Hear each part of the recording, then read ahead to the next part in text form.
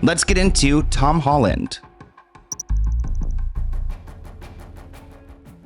Poor Tom Holland, he got hurt on set while filming the new Spider-Man movie. Ouch, it looks like he hurt his head. Tom got shaken up while filming the Spider-Man Brand New Day and was taken to the hospital after suffering a concussion. It looks like filming has come to a halt because he was treated for a mild concussion. I do want to note that this is what TMZ is reporting.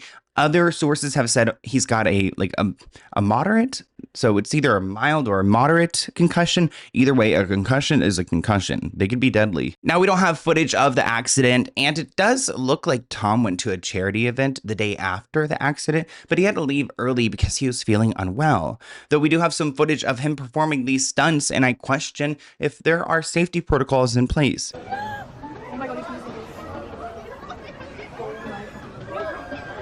You would think they could just like AI all this. It looks spooky. I would fly off.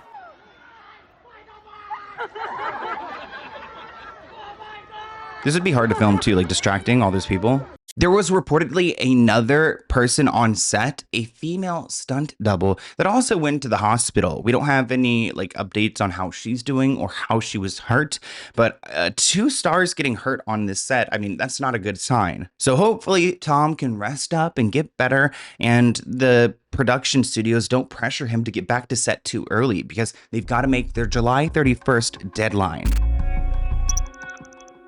Let's get into Hailey Bieber.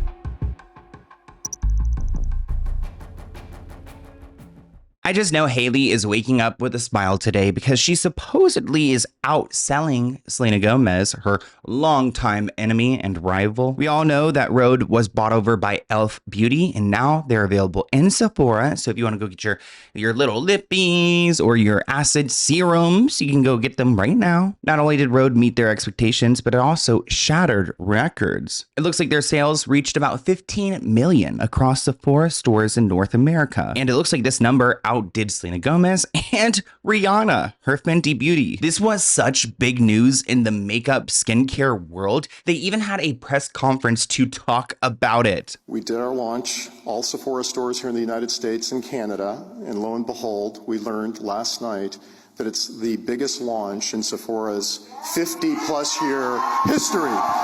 Now, Sephora is happy about this. They are barking about their success. They said this blew Fenty out the water. Rihanna, who? Now, we tried to look into how much Selena Gomez or Fenty had made when they launched within stores, but those numbers aren't publicly available. So it's interesting that they're doing this with Hailey. I think they're trying to justify that billion-dollar sale. Let's get into Wendy Williams.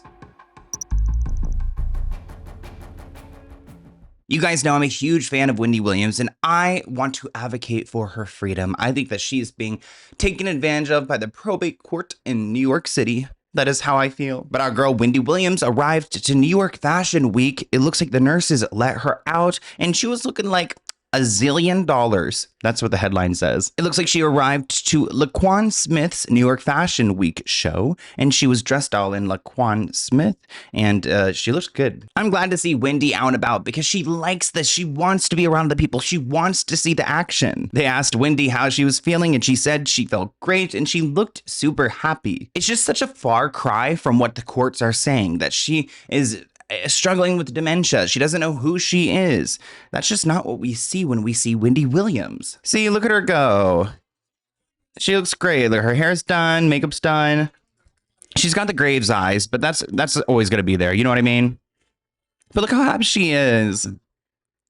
Yeah, she deserves freedom and to be out of there. Ooh. As far as the courts go, Wendy is being ordered to sit down for a deposition in her lawsuit that her guardian filed against A&E. It looks like the judge ordered an early deposition of Wendy, and the judge said that Wendy's dementia diagnosis doesn't make her legally unfit to testify, which is interesting. So she can go and testify and speak in front of a jury, but she can't live on her own. I love how the judge just nitpicks which rights she has and doesn't have. The judge said the deposition will be held remotely in a setting comfortable for Wendy. Can you imagine, like, it opens up, she's like by a fire, lounging in her fur. But it's stupid because this case isn't even to go and fight for Wendy's freedom. It's her guardian fighting A&E, trying to say that, like, they were in the wrong for releasing this documentary about Wendy. I believe that they were in the right because it was in the public's best interest to know what kind of care she's in under you, Sabrina. I'm looking at you, Sabrina Morrissey, her guardian. Let's get into Priscilla Presley. Why are we getting so messy with these old-time headlines? Elvis Presley once called Priscilla Presley while she was in bed with Robert Kardashian. And he never found out. Priscilla Presley is recalling how she navigated her relationship with Robert Kardashian during her divorce from Elvis. In her book titled Softly As I Leave You, Life After Elvis, she talks about how she dated Robert Kardashian. Wow. In the book, Priscilla recalled a night when Elvis called her after a performance at 2 a.m., unaware that she was with Robert. It hadn't crossed Elvis's mind that I might have been asleep. It had certainly never occurred to him that I might be with another man. Despite our divorce, he still couldn't wrap his head around me being with anyone else. She said that Elvis would have gone ballistic, maybe literally, if he knew that Robert was in her bedroom. Elvis always carried a loaded gun, sometimes more than one.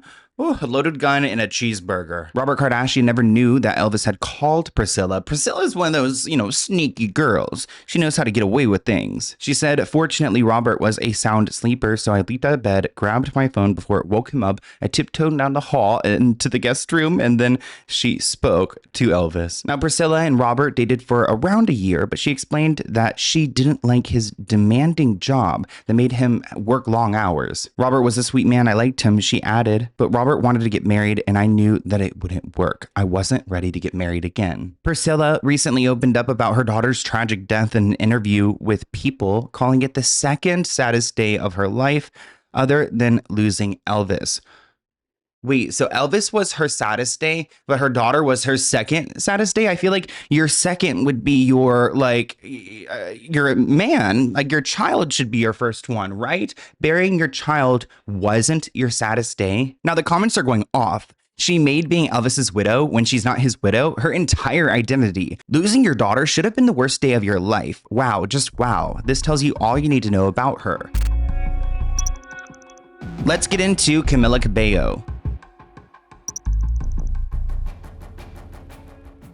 I wanted to end on a high note because Camila Cabello recently was on vacation and she ran into a bride and the bride's dad. And the bride of this wedding is actually a big fan of Camila Cabello and was going to play one of her songs during her father-daughter dance. And Camila was so touched by this because the song that she had written was a song that Camila had written about her father that she actually decided to go and perform it at their wedding for free. It is so sweet. Camila speaks about how she's inspired by this bride and her relationship with her father and how it reminds her of her dad. And like, that's the first man that you ever really fall in love with. And that's special to you. So I just thought, I actually got emotional watching the TikTok. Here's a video that's gone viral. We were at our hotel yesterday and I run into Kelly and her family.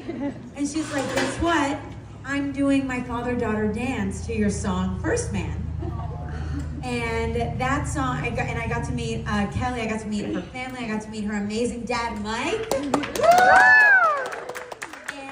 First Man is a really special song to me. It's a song that I wrote about my dad and about, the moment that I get married, which I have not been married yet, but.